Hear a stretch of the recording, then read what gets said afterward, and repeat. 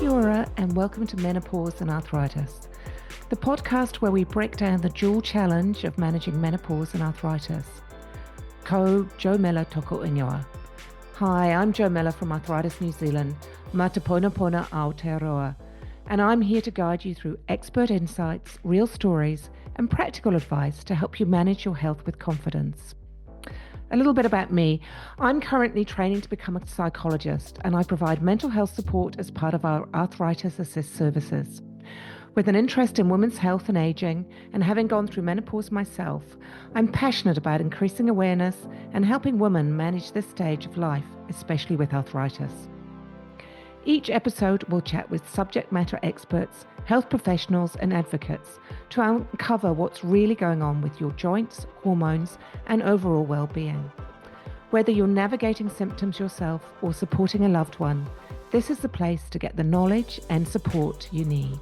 So let's get started, because understanding your body is the first step to feeling your best. Today, our podcast guest is Priscilla Te Hau. Priscilla is dedicated to empowering Māori women wahine through innovative initiatives, cultural practices, and coaching. In particular, she's working to reignite Indigenous knowledge surrounding menopause. Kia ora, Priscilla. No mai, haere mai. And before we start, would you like to tell us a little bit more about yourself and explain your mahi and why you're so passionate about the Te Ao Māori perspective on ruahinetanga menopause? Kia ora. Tēnā koe, Joe. Thank you for inviting me to this podcast. It's a privilege to have a wahine voice in this space. So ngā mihi nui kia koe. So I ko Priscilla Te Hau tōku ingoa, he uri ahau no Ngāti Whakaue, Tūhourangi, Ngāti Hori, me Ngai Tamanuhiri. I am the founder of Ohomauri Innovations. As an acronym, that's TOI, and so TOI are our sacred vines from the heavens and the many pathways to wellness. So there are many pathways, and it's always good to have options for wahine to choose their own pathway. However, my passion does lie in ruahinetanga or menopause, and I guess reframing that and what that looks like for Māori wahine. Through my own experience of going through ruahinetanga, I didn't even know what that word was. I hadn't heard of it. I had only known of menopause, and so through my own experience, not being able to find support, I decided to leave my mahi. I was working in housing, resign from my job and work on my health. And at the same time, I was creating space for wahine that are going through to a hinetanga. Oh, that's awesome. That's so great, Priscilla. And I think that personal experience always adds so much to everything. And I know you talk a lot about that on your Facebook page and through other avenues. And I know that actually last year you held a Ruahine Menopause Empowerment Symposium, and it, to explore those Indigenous practices surrounding menopause or ruahinetanga. And I'd love you to now tell me a little bit more about the outcomes from that event and what you found, because I think it's such a new area, and I'd love to hear. I guess the key learning that we learned was that wahine are hungry for this kōrero. They came away with a deeper understanding of ruahinetanga. We all did, myself included. And so what came out of that is that they wanted more resources. They were looking for things more like, rongoā remedies, ritual. They were really interested in our atua wahine stories and just practical guides. So a lot of feedback from the symposium was around the symposium allowed wahine and gave them, I guess, the forum or platform to be able to remove the whakamā and have these open kōrero with like-minded women and wahine. So we didn't have just Māori there. There were many other practitioners that came along and they were learning alongside us. So yeah, the key things were practical tools, more resources. They were looking for rongoā remedies, yeah, and our atua wahine. Oh, awesome. Awesome. And who did, I know you had some quite big speakers at the event as well. Who else? Yeah, who else did you have speaking? So we had Awhitia Mihari, who is a practitioner and she works in the wairua space, and she's from Auckland. And I had an interesting kōrero with her before the symposium, and we were talking about menopause, and she was like, I don't believe in it. And that kind of got my thinking going and thinking about, okay, she didn't believe in menopause. Why? And I was like, are you going to say that at the symposium? Because, that's going to kind of like, perk a bit of interest. But it got me thinking that it was, that's where I kind of looked to my queer, my grandmothers, and looking for, I guess, clues or signs of what they were going through at this stage of life. And then we had Ngā Murphy, Dr. Ngā Murphy, and I've been a follower and a fan of Ngā Huia's for a long time through her book Te Awa Atua. And so I knew she would bring in that kōrero around our atua wahine, because there's a bit of a renaissance around, I guess, a feminine essence, quite different to feminism, whereas it's a feminine renaissance where we're creating balance rather than trying to, what's the word? Trying to, diminish diminish the patriarchal system. It's more of creating balance. And so Ngā Murphy brought in that kōrero around atua wahine and our rituals and ceremonies. And then we had Dr. Sally Rai. And Dr. Sally Rai is amazing. She has a lot of knowledge and mātauranga, and she's done a lot of research around gut health. And so between the three of them, I felt like they covered all the different aspects and dimensions of ruahinetanga. Yeah, that's amazing. It sounds like you're almost, it's that decolonizing, menopause for wāhine Māori more than anything, because Yes. it has become so westernized, which must be really exciting as well. It is. I think spiritually, I know I'm on the right journey because I'm being put in places and spaces where my knowledge just expands, and it gets a little bit overwhelming at times because I'm just like, wow, how did I not know this? Yeah. It's amazing. I think that's kind of the key, isn't it? More than anything. And I guess, do you think some of these learnings from where you're at could be taken into the arthritis space for wāhine Māori as well?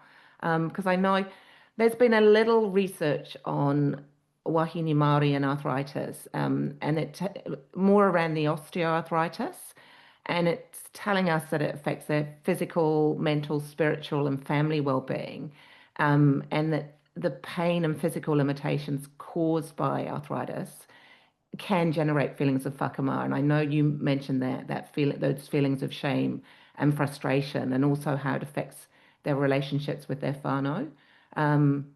So yeah. Do you think we can sort of correlate the two together a little bit from what you've learnt? Sure. So if I mentioned Dr. Sally Rye before, she was one of our key speakers, and her kōrero was all around gut health. Now, she used her mum as an example, n- it, who has been diagnosed with dementia, and so I know this isn't arthritis, but Yeah. her research around our gut microbiome and connection, um, she's pretty much brought her mother or supported her mother to come into a better space. She has purpose, and they get her out in nature. She has, healing her gut, and I guess, her hinengaro has improved. She's not 100%, but there's definitely an improvement. And I follow this wahine. She's an American-born French wahine, and her name is Mary Ruddock or Rudick. And she is an ancestral nutritionist. So she's traveled all over the globe, and she's sat and eaten with many indigenous cultures. And so if I bring this back to arthritis, I was actually watching a podcast with Mary, and her belief is that, and I know this is common in the health system too, is that anything ending in itis is influenced by inflammation. And so we need to heal our pukus to be able to reduce the inflammation, and you can do that through good kai and fasting, and that's something that I have been able to implement in my own life. um, and community. So I learned that connection and community actually supports the microbiome. It's a crazy, eh? It's just amazing. I'm just always, the more I learn, it's like, wow. Yeah. And what do you mean by community, Priscilla? Yeah, around that. Community is like, okay, places and spaces like the symposium where Yeah. we come together, women's groups, whatever community looks like for you, but it's not to be, we can't heal in isolation. Yeah. Yeah. And a lot of Maori wahine isolate themselves because whether that's because well, whakamā, or there are no spaces for them to come together and have these kōrero, feeling safe to do so. And so, we have a lot of wānanga all over Aotearoa, and wahine are just going for it, going for it. So they love those spaces. And we are a communal people. Yeah. And I think that makes so much sense in both the arthritis and the menopause space as well. I think that just, definitely talks to that. And also the gut health, because we talk a lot about that around arthritis and inflammatory arthritis, just for, all wahine. And I guess just moving on a little bit from that gut health and looking at rongoā, because I know you've been exploring that around menopause as well. And again, it came up in that research that I mentioned around osteoarthritis as an alternative medicine, particularly, when Western interventions aren't available or they can cause harm. Um, and I guess I'd love to hear your thoughts a little bit more around that and where you're at that, particularly around ruahinetanga menopause and Yes. what you're exploring around that. Yes. So we have like wairako or wairongoā, but rongoā isn't just about taking a medicine or plant medicine. Rongoā is kai and kai is rongoā. So when we speak about rongoā, it's more than just a medicine, a rongoā, a plant medicine. It's miri miri. and that helps with circulation and the inflammation in our bodies, built up energy, and what we call aparangi or negative energy in there that we can remove through romiromi and mirimiri. And some good rongoā for inflammation is kawakawa and kumarahau. And you can either make teas out of these, or you can make a wairako out of them. I prefer the tea, so I go and harvest my own kawakawa, and then I dry it out, and I have it in my little jars, and I have it in my water bottle with lemon, and you know that really nourishes my body, but it makes me feel like I am really loving myself, because for a long time I didn't. And so we have, and kumarahau as well is an anti-inflammatory, and I've recently learned that stinging nettle is also a good, although it's the native equivalent to that, is not to be used lightly. I just add that. What do you And mean then by that, Priscilla? because it's a, I can't remember the name of it, but it's a rongoā, that a plant that I haven't heard of before. So I guess there needs to be a little bit more. I'm not that advanced in that area to understand how to make that. So I would, call on a tohunga or a practitioner to advise on something like that. But you can use stinging nettle tea, which is not a native. So the rongoā equivalent to that is quite different to stinging nettle. Oh, got you. Yeah, yeah. And then we have our rituals as well. And as you know, Māori loved karakia. We we we look at the maramataka for guidance, our atua wahine. So it's a combination. Rongoā is a combination of all these things. I love that. That's wonderful. Um, and I guess going back to that Western medicine is hormone therapy. And I mean, I know because that's talked an awful lot about now, particularly as awareness, menopause awareness is increasing. And certainly a lot more women are using, the hormone patches and hormone therapy to help as they go through menopause. And is that an option for wāhine Māori as well, or are you less inclined to go down that route? Not at all. I have used HRT myself, and it was really good. Helped with my symptoms. So I believe that wahine should have the choice and make their own decisions in their well-being. So if you, Dr. Linda Deer, Yep. we're launching the framework, the Toi Wāhine Awakening the Māori through ruahinetanga framework in October, and Dr. Linda Deer will be coming in to speak about conventional medicine and the HRT. And yeah, so women and wahine will go away with all these tools that they can put into their kete, and they can make the decision on what well-being and what their self-care plans, well-being plans look like for them. And HRT is part of that. Yeah, awesome.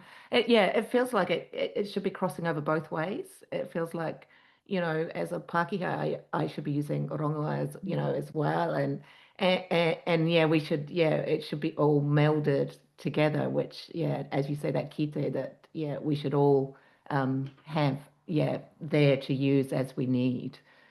Definitely. In March last year, I attended the ACC conference for rongoā practitioners, and there was 70% of ACC claims for rongoā were for rongoā practitioner was from non-Māori, yet over 80% of the claims were from Māori. So it's really interesting that we're not accessing that ourselves, and there are more non-Māori who are. So yeah, it's fascinating. I didn't know that. Yeah, thanks, Priscilla. That's so interesting. But yeah, as you say, we need to have more Māori accessing it as well. yes.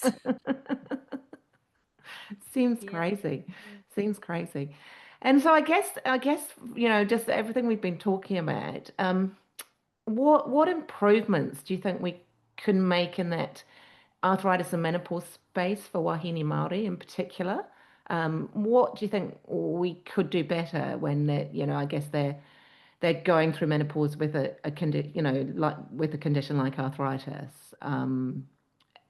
Just calling out anything specifically that you've found in the work you've been doing in the mahi. I think I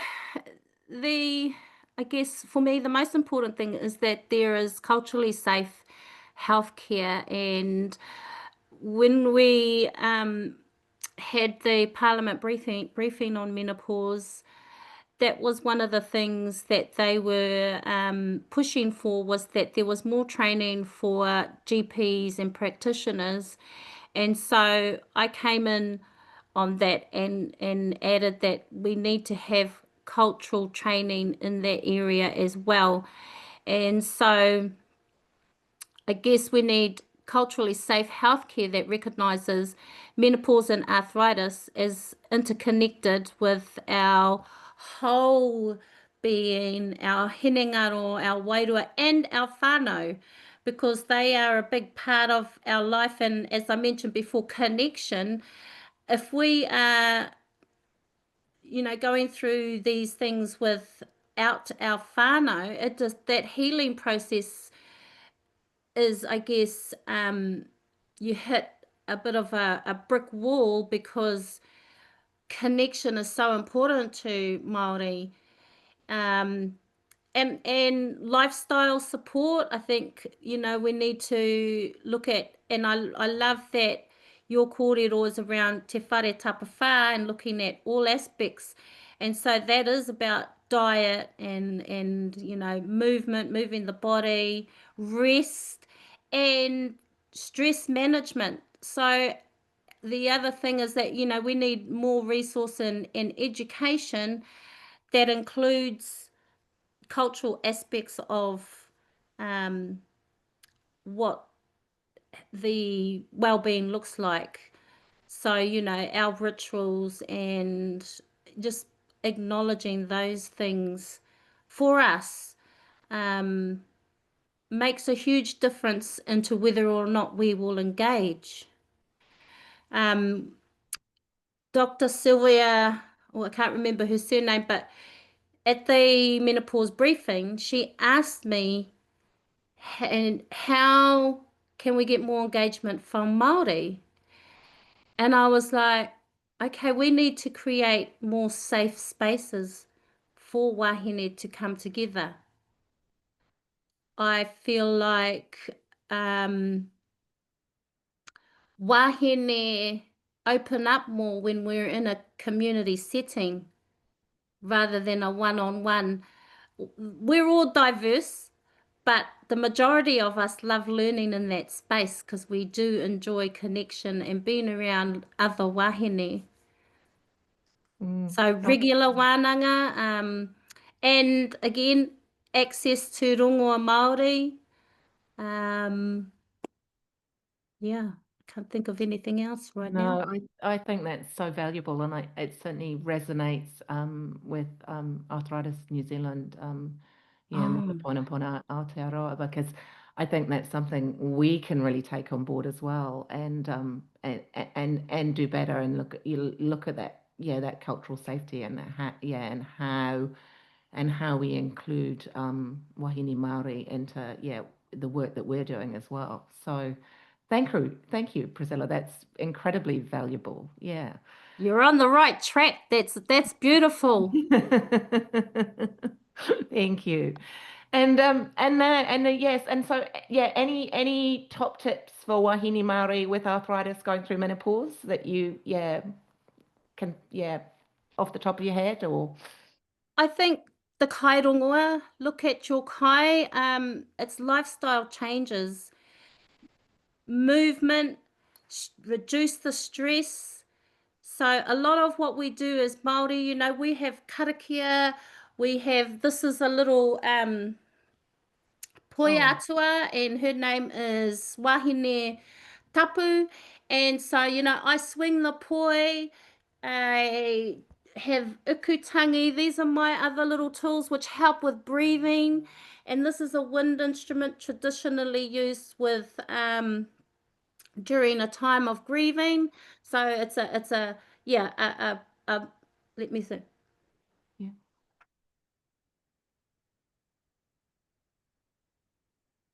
This is a ukutangi, and this one is a karanga weka.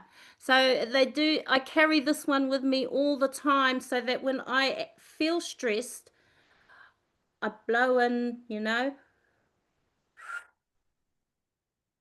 I can hear that. Yeah. So it helps with breathing, and that helps to regulate my emotions, and you know, so stress is a huge Mm-hmm. issue for, especially for wahine Māori, because we're juggling so many things at, you know, at Mm-hmm. once. We're the head of our whānau, we're often raising our mokopuna, which would be normal, and you know, my grandparents raised me, Yeah. and but now wahine have to make a living as well. We have to go to Yeah. work, we're raising our mokopuna, so we Yeah. don't have that option to stay home and nurture our whānau. um, so stress reduction and community. Community is really important. Mm-hmm. Yeah. Oh no, thank you, Priscilla. That's amazing. And yeah, I guess finally to finish off, it's Priscilla, I don't know if you'd like to tell us a little bit about your wānanga in October that you've got coming up and how wahine can get involved in that, because I think what you're doing is amazing, and I'm sure there's loads of them out there who'd love to be involved. Yes, so the wānanga and framework is, as I said before, the many pathways to wellness and well-being. So we explore everything that there is. We bring Indigenous knowledge, science, you know, and contemporary practices so that you can make the choice, and you can take what you want from the wānanga, and you can create a plan and redefine what this stage of life looks like for you. So if our wahine are interested, we have a Facebook page that is called the Tūhourangi Empowerment page. Join the page, and there I share everything that I've learned, the ups and downs, and details about the wānanga. So yeah, Awesome. Awesome. we welcome Yeah, all wahine, all awesome. wahine. Yeah, no, thanks, Priscilla. We'll put some links to that with the podcast as well. And kia ora rawa atu, Priscilla. You've been incredible, and I absolutely love what you're talking about because it feels like that's the missing piece, and you're really um, decolonizing that, the menopause conversation for wāhine Māori, which is fantastic. And thank you so much for joining me today to talk about this really important topic, and look forward to seeing where things go, Priscilla. We will be definitely following and watching and listening as well. So Oh, yes, thank and you. oh, it's been an absolute pleasure. Thank you, Um, Joe. And I appreciate the opportunity to share uh, a Maori mhm. perspective. So thank you so much. Yeah, it's incredibly valuable. So yeah, kia ora. Other listeners and watchers, don't forget to look out for further podcasts, and we'll delve deeper into issues around menopause and arthritis. Ka kite.